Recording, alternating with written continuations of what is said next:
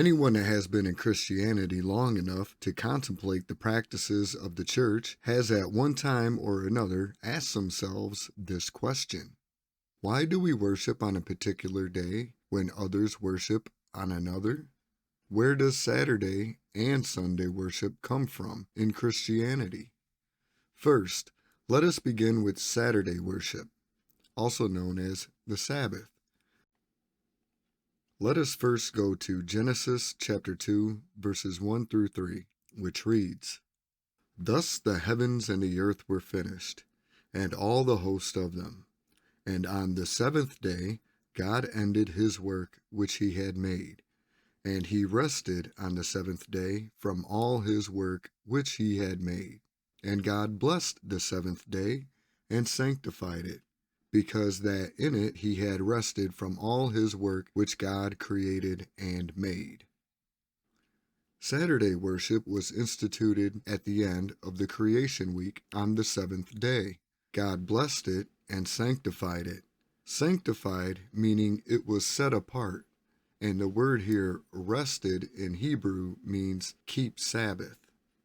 Make to rest, making the seventh day the Sabbath, a day sanctified, set apart, blessed, and hallowed by God, and not made by man, but by God. Made for us as a special day to spend with our Creator. Also, taking note here that there were no Jews in Eden, only Adam and Eve. And we know that Saturday is the seventh day because it has been kept chronologically for 5,000 years.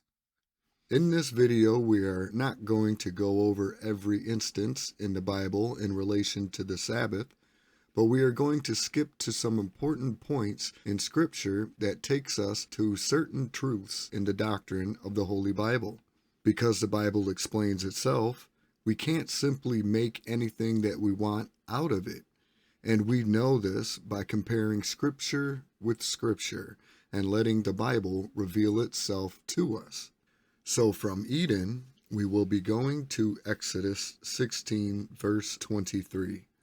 And he said unto them, This is that which the Lord had said, Tomorrow is the rest of the holy Sabbath unto the Lord. Bake that which ye will bake today, and seethe that which ye will seethe, and that which remaineth over lay up for you to be kept until the morning. This was before the 10 Commandments were given at Mount Sinai, meaning that since the creation week, the Sabbath has been kept by God's people up until this point in time.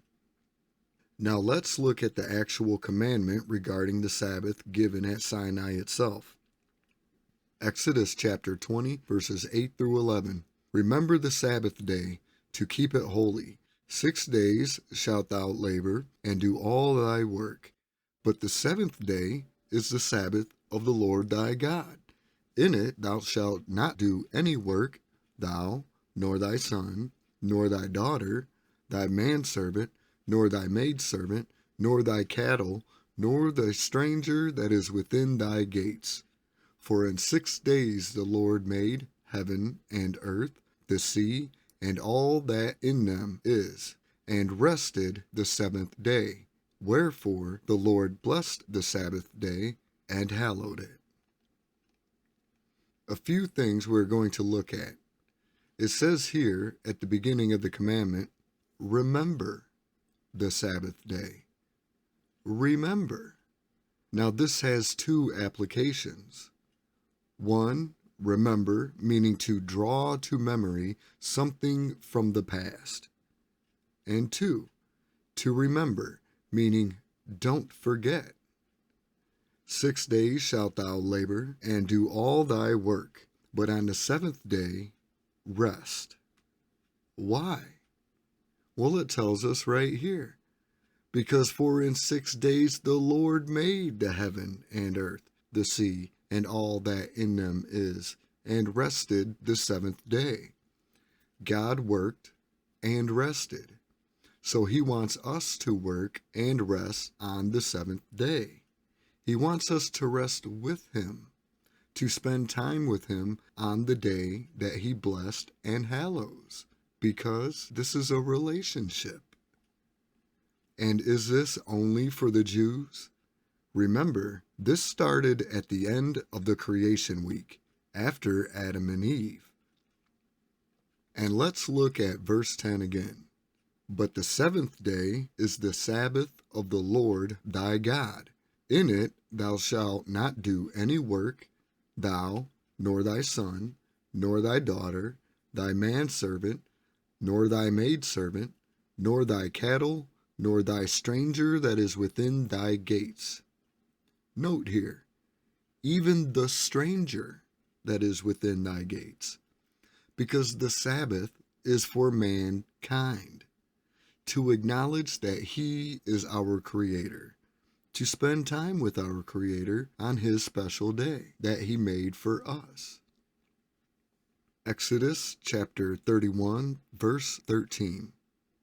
Speak thou also unto the children of Israel, saying, Verily my Sabbaths ye shall keep, for it is a sign between me and you throughout your generations, that ye may know that I am the Lord that doth sanctify you.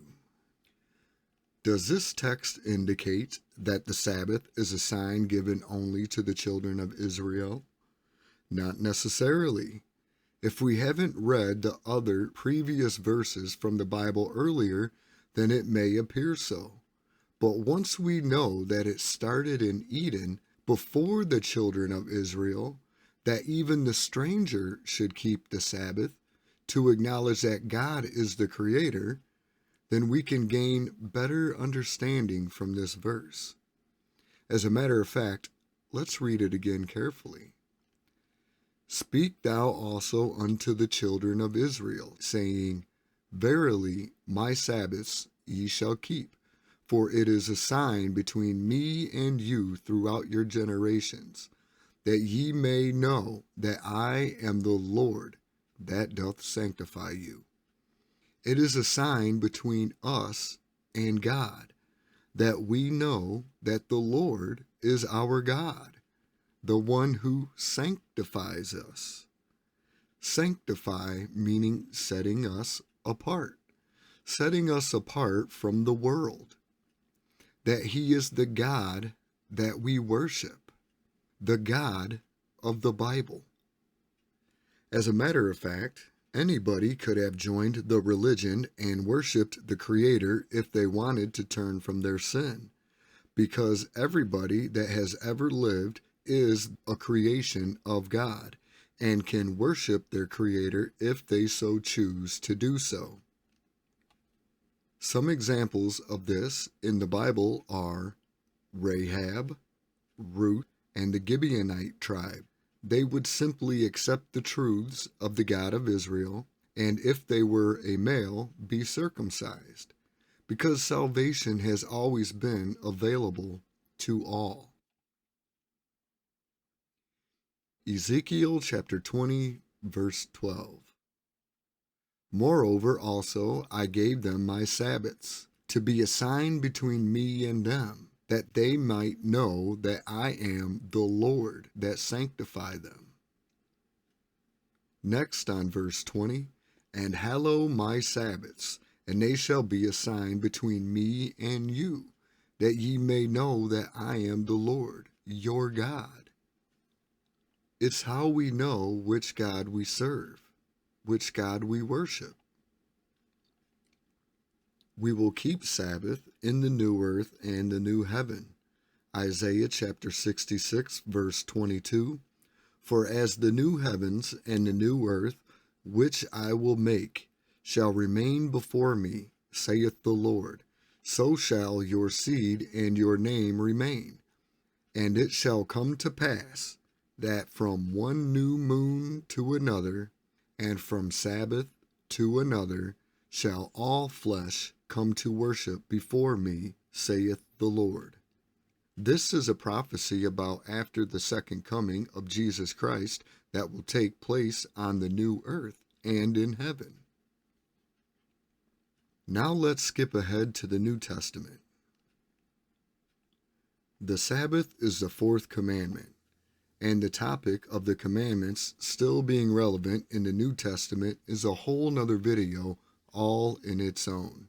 So I will just show one verse, which is a dead giveaway because it is in the last book of the Bible, and it's talking about the last true church right before the second coming of Jesus Christ.